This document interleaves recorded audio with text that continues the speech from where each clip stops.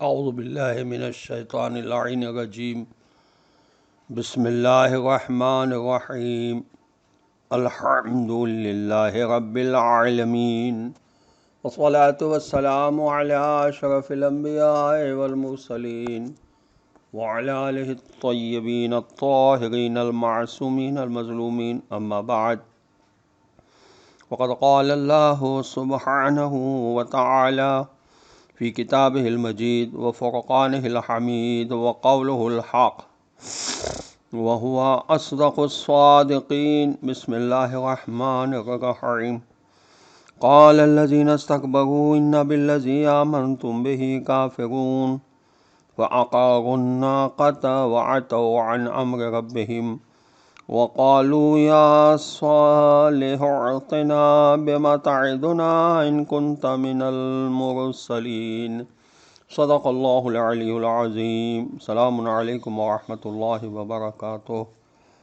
اللہ تبارک و تعالیٰ کا شکر ہے کہ اس وقت سورہ اعراف کی 2 آیات کی تلاوت کا شرف میں نے حاصل کیا، جن کے نشانات ہیں 76 اور 77۔ آیت نمبر 76 کا ترجمہ یہ ہے کہ اس پر انہوں نے جو بڑے آدمی ہونے کا گھمنڈ رکھتے تھے کہا جس چیز کو تم مانتے ہو ہم تو اس کے منکر ہیں۔ اور آیت نمبر 77 کا ترجمہ یہ ہے کہ پھر انہوں نے اس اونٹنی کو مار ڈالا اور اپنے پالنے والے مالک کے حکم کی پوری خلاف ورزی کی اور کہا اے صالح علیہ السلام، اگر تم واقعی خدا کے پیغمبروں میں سے ہو تو پھر لے آؤ عذاب جس کی تم ہمیں دھمکیاں دیتے رہتے ہو۔ فصل الخطاب میں لکھا ہے کافر کے معنی ہوتے ہیں اس منکر کے جو کسی دینی عقیدے کے ماننے سے انکار کر دے۔ پھر خدا کا یہ فرمانا کہ وہ فخر سے کہیں گے کہ ہم اس دین کے کافر ہیں۔ اس سے ظاہر ہوتا ہے کہ قرآن کا غیر مسلموں کو کافر کہنا کوئی گالی دینے کے مترادف نہیں ہے، بس ایک واقعیت یا حقیقت کا اظہار ہے جسے وہ خود فخر سے بیان کرتے ہیں۔ نیز اس آیت میں قوم کے خواص اور بڑے لوگوں اور روشن فکر کہلائے جانے والوں کا کیسا اچھا نقشہ کھینچا ہے۔ قومی گناہ کی حقیقت کے بارے میں لکھا ہے کہ اگرچہ حضرت صالح علیہ السلام کی اونٹنی کو ایک شخص نے قتل کیا تھا، مگر کیونکہ پوری قوم اس کی ساتھی تھی اور اس کے فعل پر راضی تھی، اس لیے اس اونٹنی کے قتل کا الزام ساری قوم پر عائد کیا گیا۔ محققین نے نتیجہ نکالا کہ جو گناہ قوم کی رضامندی سے کیا جائے گا اور جس برے کام پر پوری قوم راضی ہوگی اور اس کو پسند کرتی ہوگی وہ قومی گناہ ہوگا، خواہ اس کا عملاً انجام دینے والا ایک آدمی ہی کیوں نہ ہو۔ اسی طرح جو گناہ قوم کے اندر اعلانیہ طور پر کیا جائے گا اور قوم اس کو گوارا کرے گی وہ بھی پوری قوم کا گناہ شمار ہوگا۔ یہ تفہیم القرآن میں لکھا ہوا ہے۔ اسی طرح حضرت امام حسین علیہ السلام اور ان کے رفقا کے قتل پر جو بھی قومیں راضی ہیں اور قیامت تک راضی رہیں گی، وہ سب کے سب قتل امام حسین علیہ السلام میں شامل سمجھے جائیں گے۔ اسی وجہ سے ہم امام حسین علیہ السلام کے قاتلوں پر لعنت کے لیے اللہ سے درخواست کرتے ہیں اور ان پر بھی جو اس امر پر راضی تھے، ہیں اور رہیں گے۔ اس تفسیر کے ذیل میں 2 احادیث پیش کر رہا ہوں اور اس سے پہلے جشن کبیر کے 2 اسماء کا ترجمہ پیش کر رہا ہوں۔ یا خیر المحسنین، اے بہترین احسان کرنے والے خدا، ظاہر ہے کہ اس سے بڑھ کر کوئی احسان کرنے والا اپنے بندوں پر نہیں ہے۔ اور یا من لہ العزت والجمال، ہے وہ خدا کہ جس کے پاس عزت و نیکی کے خزانے ہیں۔ عزت ملتی ہے تو خدا کی طرف سے، اور اگر نیکی کی توفیق ملتی ہے تو وہ بھی خداوند عالم کی طرف سے۔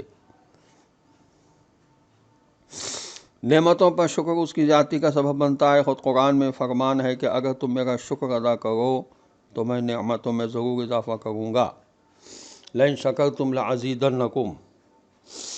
اس کے برعکس کفران نعمت زوال کا باعث بنتا ہے۔ حضرت امام علی نقی علیہ السلام کی حدیث مبارکہ ہے کہ کفران نعمت سربستی کی نشانی اور زوال نعمت کا سبب ہے۔ خوشگوار زندگی کے لیے ضروری ہے کہ صبر سے کام لیا جائے اور کسی خواہش کے حصول کے لیے لجاجت اور لالچ سے کام نہ لیا جائے، کیونکہ کسی چیز کا بیجا اصرار اور خواہش اس کے سکون کو ختم کر دیتی ہے اور آخر کار اسے ندامت کا سامنا کرنا پڑتا ہے۔ چنانچہ حضرت امام علی نقی علیہ السلام کی حدیث ہے کہ ضد بازی سلامتی کو چھین لیتی ہے اور ندامت تک پہنچا دیتی ہے۔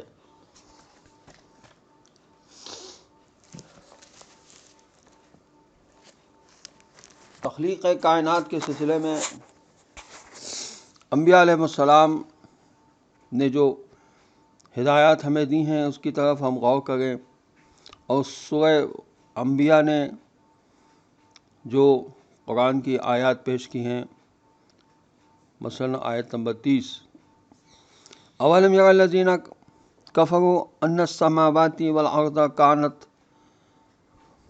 رتقا فتقناهما وجعلنا من الماء كل شيء حي افلا یؤمنون۔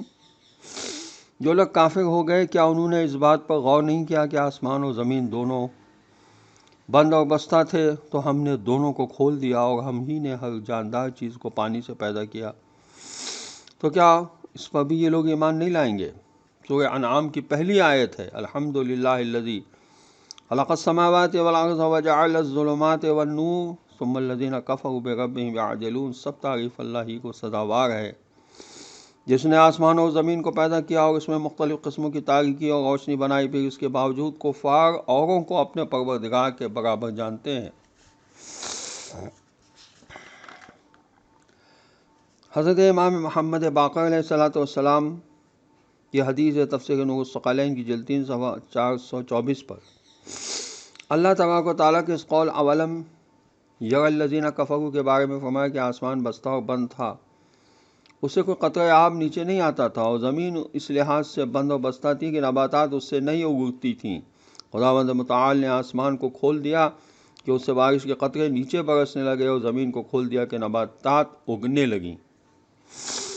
حضرت علی علیہ السلام کی حدیث ہے شرح ابن ابی الحدید میں جلد 9 صفحہ 180 پر مولا فرماتے ہیں کہ اس نے کسی نمونے اور مثال کے بغیر، کسی مشرع کار کے مشورے کے بغیر اور کسی معاون کی امداد کے بغیر مخلوقات کو خلق فرمایا۔ اس کے حکم سے مخلوق اپنے کمال کو پہنچ گئی اور اس کی اطاعت کے لیے جھک گئی اور بلا توقف لبیک کہا۔